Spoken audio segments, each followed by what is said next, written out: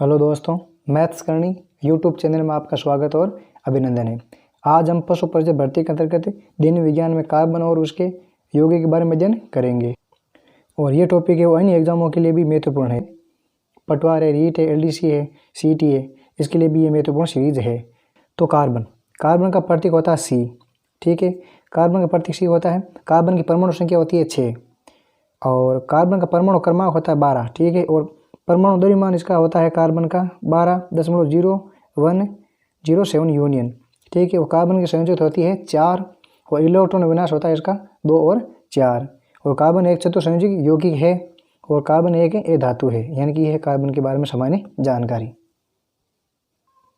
Carbon भूप्रकृति में खनिज के रूप में पाया जाता है, जैसे कार्बोनेट है, बाइकार्बोनेट है, कोयला और पेट्रोल रूप में पाया जाता है ये भूप्रकृति में। ठीक है, जबकि कार्बोनेट है वायुमंडल में CO2 के रूप में पाया जाता है, वो भी 0.03% के मतलब इतना पाया जाता है। ठीक है, सभी सजीव संरचनाएं कार्बन पर आधारित होती है। जो भी सभी सजीव संरचनाएं है ना वो कार्बन पर आधारित होती है, यानी कि वे प्रत्यक्ष अप्रत्यक्ष रूप से कार्बन से बनी होती है। दैनिक जीवन में अनेक उपयोगी पदार्थ दूध है, चाय है, कॉफी है, अनाज, भोजन, कपड़े, दवाओं और पुस्तकें सभी वो कार्बन से बनी होती है या है। अब देखो कार्बन के रासायनिक आबंधों के प्रकार, यानी कि कार्बन में 2 प्रकार के आबंध पाए जाते हैं। एक तो आयनिक आबंध होता है, एक होता है सहसंयोजी आबंध। इसमें सर्वप्रथम देखो आयनिक आबंध, इलेक्ट्रॉन के आदान प्रदान से बनने वाले आबंध को आयनिक आबंध कहते हैं, जिसमें इलेक्ट्रॉन का आदान प्रदान होता है, जिससे आयनिक आबंध का निर्माण होता है। जैसे देखो NaCl, Na में 2 8 और 1, यानी इसका इलेक्ट्रॉन विनाश है और ये इसके अंतिम कोश में 1 इलेक्ट्रॉन होता है, यानी कि ये 1 इलेक्ट्रॉन आसानी से त्याग सकता है, जिससे इसको अधिक ऊर्जा की आवश्यकता नहीं पड़ेगी। ठीक है ना, 7 इलेक्ट्रॉन ग्रहण करने की बजाय, क्योंकि अंतिम कोश में अष्टक पूरा करने के लिए इसको 8 इलेक्ट्रॉन आवश्यकता होती है। ठीक है, और 7 इलेक्ट्रॉन ग्रहण करने के लिए इसे अधिक ऊर्जा आवश्यकता पड़ेगी, इसलिए ये 1 इलेक्ट्रॉन आसानी से त्याग सकता है और ये त्याग करके धनायन बना लेता है। इसी प्रकार से क्लोरीन होता है, इसकी इलेक्ट्रॉन विन्यास होता है 2 8 और 7, यानी कि इसके अंतिम कोश में है 8 इलेक्ट्रॉन, 7 इलेक्ट्रॉन। ठीक है, तो ये 1 इलेक्ट्रॉन आसानी से ग्रहण कर सकता है 7 को त्यागने की बजाय, इसलिए ये 1 इलेक्ट्रॉन ग्रहण करके ऋणायन की प्रवृत्ति बना लेता है। कि जो धातु होती है वो इलेक्ट्रॉन को क्या करती है, त्याग करती है, और वह त्याग करके धनायन की प्रवृत्ति प्राप्त कर लेती है। इसी प्रकार से ये धातु होती है जो कि इलेक्ट्रॉन को ग्रहण करती है और वह ऋणायन की प्रवृत्ति प्राप्त कर लेती है। ठीक है, और नोट के अंदर क्या लिखा है कि हाइड्रोजन और हीलियम को छोड़ करके सभी बाकी तत्व अपना अष्टक पूरा करने के लिए 8 इलेक्ट्रॉनों का साझा करते हैं, यानी कि हाइड्रोजन और हीलियम 2 धातु या 2 तत्वों को छोड़ करके बाकी सभी तत्व है वो अपने अंतिम कोश में 8 इलेक्ट्रॉन पूरा करने के लिए अष्टक का साझा करने के लिए 8 इलेक्ट्रॉन का साझा करते हैं। आयनिक आबंध कार्बन नहीं बनाते हैं। जो आयनिक आबंध होते हैं ना वो कार्बन नहीं बनाते हैं, क्योंकि कार्बन की परमाणु संख्या होती है 6 और इनके बाहरी कोश में 4 इलेक्ट्रॉन होते हैं। ठीक है, और अपना अष्टक पूर्ण करने के लिए इसे 8 इलेक्ट्रॉन को प्राप्त करना पड़ता है, और जिससे वो 4 इलेक्ट्रॉन ग्रहण करने के लिए उसे अधिक ऊर्जा की आवश्यकता पड़ेगी, जो उसके लिए आसानी नहीं होगी, जो उसके लिए आसान नहीं होगा, इसलिए वो आयनिक आबंध नहीं बनाने का मतलब आबंध नहीं बनाते हैं। कौन? आयनिक यौगिक। इसमें देखो कि हीलियम की संख्या होती है 0। ठीक है, यानी कि आदान प्रदान कर क्या होता है कि दे दिया तो दे दिया, वापस नहीं लेगा, यानी कि इसमें आदान प्रदान करता होता है कि इलेक्ट्रॉन आदान प्रदान कर दिया होता है कि इसमें इलेक्ट्रॉन दे दिया लेकिन वापस नहीं लेगा, जबकि इलेक्ट्रॉन के साझेदारी का अर्थ यह होता है कि भाई इलेक्ट्रॉन देगा भी और लेगा भी। जैसे एक क्लोरीन 1 इलेक्ट्रॉन दिया तो वापस इलेक्ट्रॉन लेगा, तब उसकी जाकर के साझेदारी होगी, लेकिन आदान प्रदान में ऐसा नहीं है। अब देखो दूसरा है सहसंयोजी आबंध, कि 2 परमाणु के बीच परस्पर इलेक्ट्रॉन की साझेदारी, यानी कि साझेदारी मतलब होता है कि इलेक्ट्रॉन देगा और लेगा भी जरूर, के द्वारा बने रासायनिक आबंध को सहसंयोजी आबंध कहते हैं। ठीक है, और साझेदारी यानी कि इलेक्ट्रॉन देगा तो लेगा भी जरूर, ये इसका अर्थ होता है। ठीक है, अब कार्बन सहसंयोजी आबंध बनाते हैं, जबकि आयनिक आबंध है वो कार्बन नहीं बनाते हैं। जैसे हाइड्रोजन है, तो हाइड्रोजन में ये 2 हाइड्रोजन H2। ठीक है, तो इसमें 1 इलेक्ट्रॉन होता है, इसमें 1 इलेक्ट्रॉन होता है। ठीक है ना, तो ये अपने बाएं कोश में 2 इलेक्ट्रॉन पूरा करेगा। ठीक है ना, हाइड्रोजन, तो ये 1 इलेक्ट्रॉन इसे लेगा तो वापस ये इसे भी लेगा, इस प्रकार ये सहसंयोजी आबंध बनाते हैं। ऑक्सीजन, यानी ऑक्सीजन में मतलब बाएं कोश में 2 4 और 6 यानी कि इलेक्ट्रॉन होते हैं। ठीक है, और ये अपने अंतिम कोश में 8 इलेक्ट्रॉन पूरा करने के लिए 2 इलेक्ट्रॉन की आवश्यकता पड़ेगी, इसलिए ये 2 इलेक्ट्रॉन इससे लेगा तो ये अपने 8 इलेक्ट्रॉन पूरा कर लेगा, और ये वापस इसे और लेगा तो ये अपने अंतिम कोश में 8 इलेक्ट्रॉन पूरा कर लेगा। इस प्रकार से ये सहसंयोजी आबंध बनता है ऑक्सीजन के अंदर। अब देखो सहसंयोजी आबंध या उनके यौगिकों के गुण। सहसंयोजी आबंध वाले अणुओं में मध्य में प्रबल आबंध पाया जाता है, यानी जो अणु होते हैं उसके मध्य में प्रबल आबंध पाया जाता है। इनका अंतरणु बल कम या दुर्बल होता है, इनके बीच जो अंतरणु बल होता है वो होता है दुर्बल या कमजोर।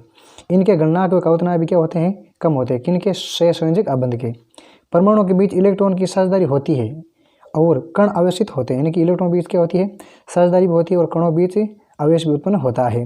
विद्युत के कुचालक होते हैं, इसमें विद्युत प्रवाहित नहीं होती है और पानी में ये एक घुलनशील होते हैं। कौन? सहसंयोजी आबंध। ये इनके गुण हैं।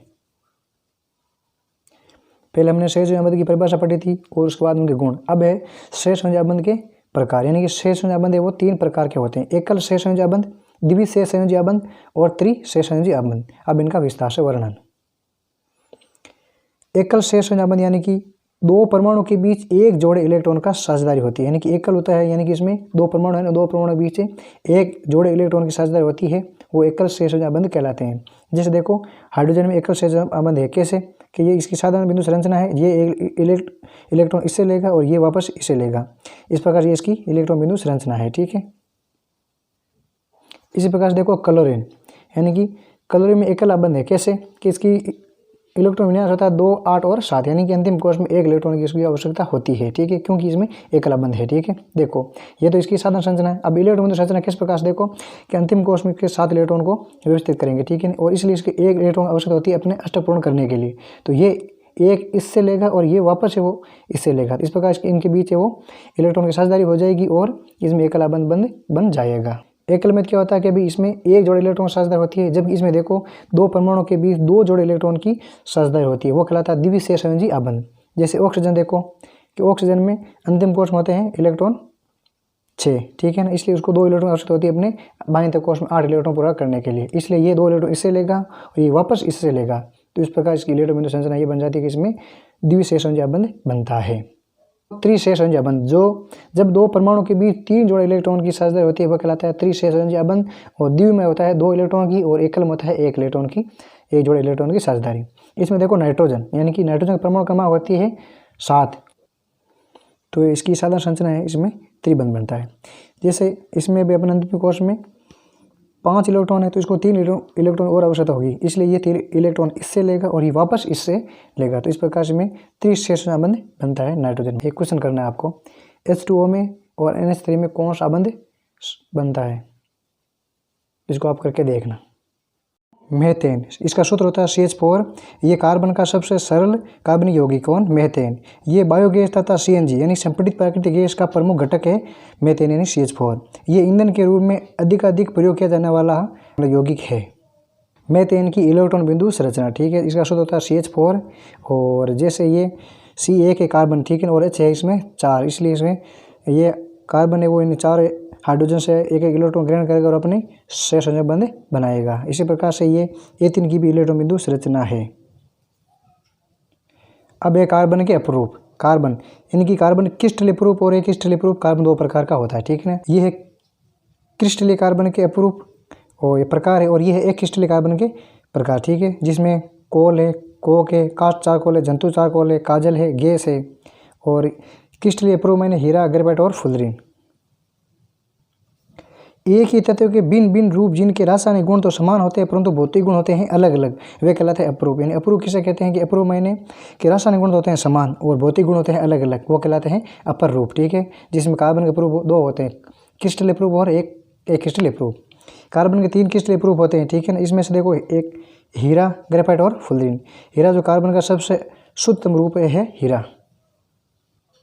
क्रिस्टलीय अपरूप कहते हैं किसे? इसकी परिभाषा देखो, इसमें कार्बन परमाणु निश्चित व्यवस्था में व्यवस्थित रहते हुए निश्चित ज्यामिति से निश्चित बंध कोण का निर्माण करते हैं। यानी कि इसमें कार्बन परमाणु निश्चित व्यवस्था में निश्चित रहते हैं और एक निश्चित बंध कोण का निर्माण करते हैं, वे कहलाते हैं क्रिस्टलीय अपरूप। हीरा और ग्रेफाइट में अंतर, हीरा और इधर है ग्रेफाइट। हीरा यानी कि ये हीरा प्रकृति में सबसे कठोर पदार्थ है और ये है ग्रेफाइट कोमल पदार्थ। ठीक है, और हीरा की संरचना होती है त्रिआयामी, जबकि ग्रेफाइट की संरचना होती है षष्ठकोणीय। इसी प्रकार से हीरा का गलनांक होता है उच्च और हीरे के गलनांक से थोड़ा बहुत कम होता है इसका ग्रेफाइट का गलनांक। ठीक है, और हीरा जो विद्युत का कुचालक होता है, यानी कि और ग्रेफाइट होता है विद्युत का सुचालक, यानी इसमें विद्युत धारा का प्रवाह होता है ग्रेफाइट में, हीरा में नहीं होता है। हीरा पारदर्शी होता है और ग्रेफाइट होता है अपारदर्शी। ये हीरा और ग्रेफाइट में अंतर है। ग्रेफाइट का उपयोग, पेंसिल बनाने में ग्रेफाइट उपयोग किया जाता है। शुष्क स्नेह के रूप में किया जाता है। इलेक्ट्रोड बनाने में किया जाता है ग्रेफाइट का उपयोग। इसी प्रकार से नाभिक की परमाणु भट्टी में मंदक के रूप में ग्रेफाइट का उपयोग किया जाता है। लोहे की वस्तुओं पर पॉलिश करने में भी ग्रेफाइट का उपयोग किया जाता है। फुलरिन। इसकी खोज की थी बकमिस्टर फुलर, अमेरिका के वैज्ञानिक थे। इसकी संरचना होती है फुटबॉल के समान। किसकी? फुलरिन की संरचना होती है फुटबॉल के समान। और कार्बन 60 सर्वाधिक स्थायी फुलरिन है, यानी कि कार्बन 60 प्रकार का फुलरिन होता है वो सर्वाधिक स्थायी फुलरिन होता है। कार्बन 60 बराबर 20 फलक है षटकोणीय प्लस 12 फलक होते हैं पंचकोणीय। ये मिलकर के निर्माण करते हैं कार्बन 60 का, ठीक है। और इसे बक्की बॉल भी कहते हैं, कार्बन 60 को बक्की बॉल भी फुलरिन भी कहते हैं। और कार्बन 60 विद्युत का कुचालक होता है, यानी ये कार्बन 60 विद्युत का क्या होता है? कुचालक होता है। और इसमें फुलरिन के बीच है वो बंध होता है वो 1.40 एंगस्ट्रॉम का होता है। कार्बन है वो अबंध अत्यधिक प्रबल होता है, यानी मतलब मजबूत होता है, ठीक है। जब अमोनियम साइनेट से यूरिया बनाने का मतलब काम या आविष्कार किसने किया था? ये फ्रेडरिक कोहलर ने किया था 1828 में, यानी कि अमोनिया से यूरिया बनाया था। किसने? फ्रेडरिक कोहलर ने किया था। फुलरिन के उपयोग देखो, प्राकृतिक गैस के शुद्धिकरण में, आणविक बहिर्गमन बनाने में, उस ताप पर उस अतिचालक होने के कारण तकनीक रूप से ये कार्बन का महत्वपूर्ण अपरूप है। यानी कि उस ताप पर अतिचालक, यानी कि बहुत ज़्यादा ताप देने पर ये अतिचालक होता है, इस कारण ये महत्वपूर्ण अपरूप है कार्बन का। कौन? फुलरिन। हाइड्रोकार्बन, यानी कि हाइड्रोजन और कार्बन से मिलकर बने यौगिक कहलाते हैं हाइड्रोकार्बन। और इसमें ये हाइड्रोकार्बन दो प्रकार का होता है, एक होता है संतृप्त हाइड्रोकार्बन, एक होता है असंतृप्त हाइड्रोकार्बन। संतृप्त हाइड्रोकार्बन में कार्बन कार्बन के बीच एक बंध होता है, जबकि असंतृप्त हाइड्रोकार्बन में कार्बन कार्बन बीच 2 बंध और 3 बंध होते हैं। एक बंध के अंतर्गत होता है एल्केन श्रेणी आती है और जिसका सामान्य सूत्र होता है CnH2n+2। इसी प्रकार से असंतृप्त हाइड्रोकार्बन में द्विबंध एल्केन श्रेणी होती है और त्रिबंध होती है एल्काइन श्रेणी, जिसमें 3 बंध होते हैं एल्काइन श्रेणी में और 2 बंध होते हैं एल्कीन श्रेणी में। और इनका सूत्र होता है, एल्कीन श्रेणी का सामान्य सूत्र होता है CnH2n और एल्काइन श्रेणी जिसमें 3 बंध होते हैं इसका सूत्र होता है CnH2n-2। एल्केन श्रेणी में n बराबर 1 से शुरुआत की जाती है इनके सदस्यों को शुरुआत करने के लिए। और असंतृप्त हाइड्रोकार्बन में एल्कीन और एल्काइन श्रेणी में n बराबर 2 से शुरुआत की जाती है, इसलिए इनका प्रथम सदस्य होता है एथेन होता है, इनका प्रथम सदस्य होता है मेथेन।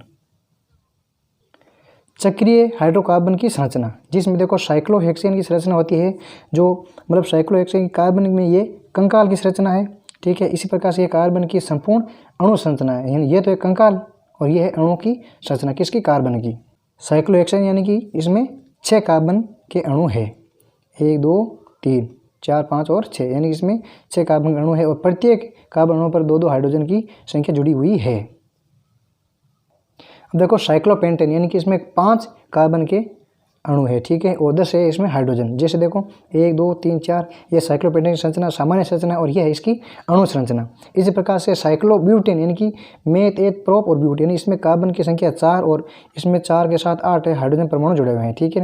ये तो साधारण संरचना है और यह है इसकी अणु संरचना। साइक्लोबेंजीन की संरचना, इसमें यह साधारण संरचना है और यह है कार्बन की बेंजीन की वह अणु संरचना है, ठीक है, जिसमें प्रत्येक पर एक हाइड्रोजन जुड़ा है, क्योंकि इसमें 2 बंध है, क्योंकि इसके साथ देखो 1 2 3 और 4, यानी कि प्रत्येक कार्बन के साथ जो कि कार्बन होता है अपनी संयोजकता 4 होती है और ये इसके 4 बंध बनाता है प्रत्येक अणु के साथ, ठीक है, इसलिए इसमें एक हाइड्रोजन जुड़ा हुआ है। तो इस प्रकार हमने कार्बन और इसके अणु बारे में अध्ययन किया। अब मिलेंगे अगले कंटेंट के साथ, तब तक के लिए ओके, थैंक यू, धन्यवाद, थैंक्स फॉर वॉचिंग।